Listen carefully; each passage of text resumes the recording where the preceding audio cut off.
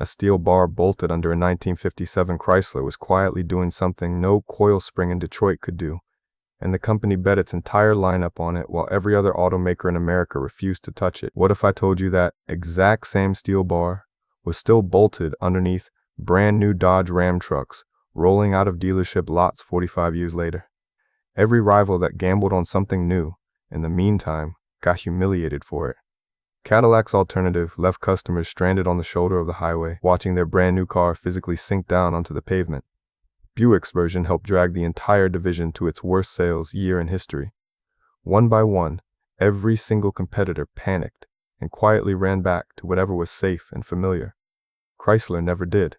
For nearly half a century, while the rest of the industry chased one trend after another and abandoned every single one company refused to let go of a decision made in a single model year. This is the story of why Chrysler dug in, why the bet actually paid off, and why it finally had to end. Let's get into it. To understand how stubborn this decision really was, you have to go back to what American suspensions looked like before 1957, because almost nobody remembers just how primitive the underpinnings of these cars actually were. Through the 1940s and into the mid-1950s, essentially every car built in Detroit rode on coil springs up front and leaf springs out back, a basic layout that traced its lineage straight back to horse-drawn carriages. It worked well enough to get a car up and down over a pothole, but it came loaded with compromises.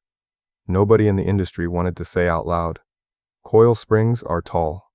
They stand vertically inside the engine bay, which meant hoods had to sit high no matter what a stylist actually wanted the car to look like. Every low, sleek shape a designer sketched on paper had to fight against the spring standing straight up under the fender. Coil springs were also rigid in a different sense. Once a spring was wound to a specific rate and bolted into a car, that was the ride height, and that was the stiffness, full stop. If Chrysler wanted a firmer suspension package for a performance trim and a softer one for a luxury trim, that meant stamping out two completely different springs, warehousing both, and making sure the right one ended up on the right assembly line at the right time. Multiply that across Plymouth, Dodge, DeSoto, Chrysler, and Imperial, each with multiple trim levels, and you get a logistics nightmare hiding behind every fender. Chrysler's engineers had been quietly experimenting with an alternative to all of this since the early 1950s, borrowing an idea that had already found some success overseas. Volkswagen had been using torsion bars in the Beetle for years. Certain French and Italian manufacturers used variations of the same concept, but no American automaker had ever committed an entire product line to it. Here's the actual mechanism, because it is genuinely elegant once you see it laid out. Instead of a coiled spring compressing and rebounding, you take a long, solid bar of specially tempered steel and mount it lengthwise underneath the car, anchoring one end solidly to the frame. The other end connects to the lower control arm, the part of the suspension that physically holds the wheel. When that wheel rolls over a bump and moves upward, the control arm twists the bar along its own length. Steel resists being twisted, and that resistance is exactly what pushes the wheel back down and absorbs the impact. No compression, no coils, just pure torque fighting torque. It sounds almost too simple to actually function on a 2-ton sedan, but the physics behind it are completely sound, and it came bundled with a list of practical advantages that should have made it an obvious choice for every accountant and every stylist in Detroit at the exact same moment. For the 1957 model year, Chrysler didn't test this quietly on one flagship model to see how the public reacted. They rolled torsion bars out across the entire corporation at once, every division, every single model, from the cheapest Plymouth sedan to the most expensive Imperial. It was an all-or-nothing bet on a suspension concept most of their competitors had never even tried in a prototype, and the payoff showed up almost immediately. Because the bar mounted low and lengthwise, instead of standing tall like a coil spring, Chrysler's engineers could drop the hood line dramatically, which is a huge part of why the 1957 Chryslers look so shockingly lower and sleeker than anything the company had built the year before. Chrysler's advertising department leaned into this hard, with the tagline suddenly, "It's 1960." implying their cars looked and drove 3 full years ahead of anything else on the road. And for once, an advertising slogan wasn't exaggerating by much. Torsion bars were also lighter than an equivalent coil spring setup. Chrysler's own engineers claimed roughly a third less weight at each front corner of the car. And here's the detail that mattered more to the assembly line than almost anything else. Ride height could now be adjusted with a single bolt at the anchor point. No swapping parts, no stamping different springs for different trim levels. One core design, adjustable in seconds, covering an entire model range from economy sedan to luxury flagship.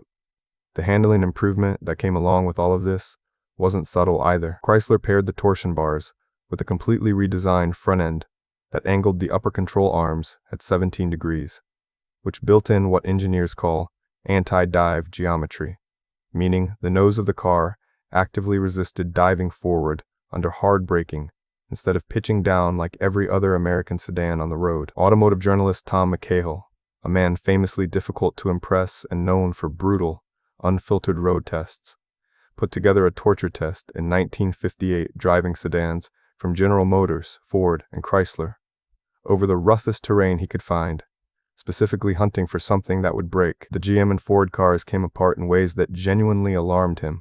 Shock mounts tore loose from the frame, trunk lids popped open on their own from the flex, bodies groaned and twisted in ways that would have terrified an ordinary buyer. The Chrysler sailed straight through without a single failure. For a brief stretch in the late 1950s, Chrysler genuinely had the best riding, best handling, full-size cars sold anywhere in America, and the torsion bar sitting under the front end was the entire reason why. But here's the part that surprises most people who assume this was just another passing fad, like tail fins or two-tone paint jobs that everyone eventually got tired of. Every single other manufacturer that tried something bold in this exact same era eventually backed away from it within a year or two. Cadillac spent all of 1958 pushing an air suspension system that replaced coil springs entirely with rubber bladders and an onboard compressor. In theory, it was revolutionary, promising a self-leveling ride that adjusted automatically, no matter how the car was loaded. In practice, it was a catastrophe. The airlines cracked in cold weather, the control valves froze solid, and moisture inside the pneumatic system caused failures that left customers stranded with a car that had physically sunk down onto its own frame.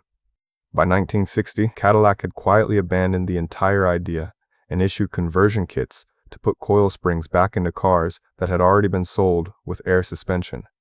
Buick's version of the same technology contributed directly to one of the worst sales years the division had ever recorded, dropping them to 5th place in the industry almost overnight. General Motors tried something new, watched it fail spectacularly and publicly, and ran back to conventional coil springs as fast as the tooling could be changed over.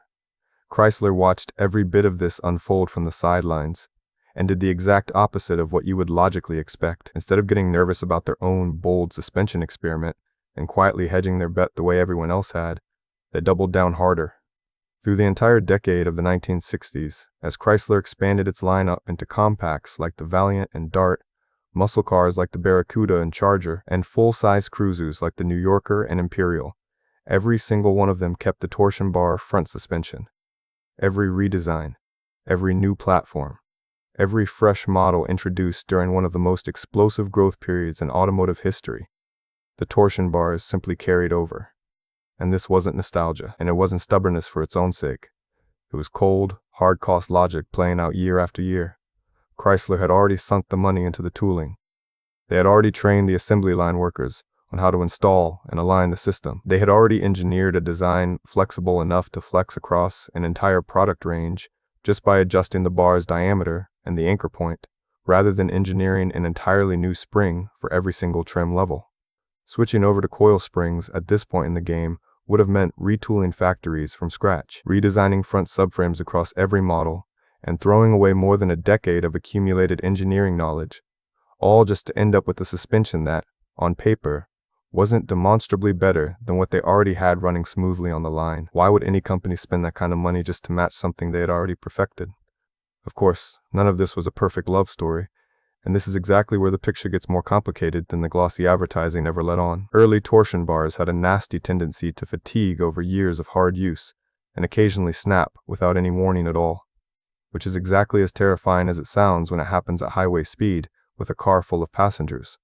Quality control across Chrysler products through the late 1960s and into the 1970s was, to put it as charitably as possible, wildly inconsistent and the bodies these suspensions were bolted to had earned a genuinely legendary reputation for rusting apart within a handful of winters in road salt states.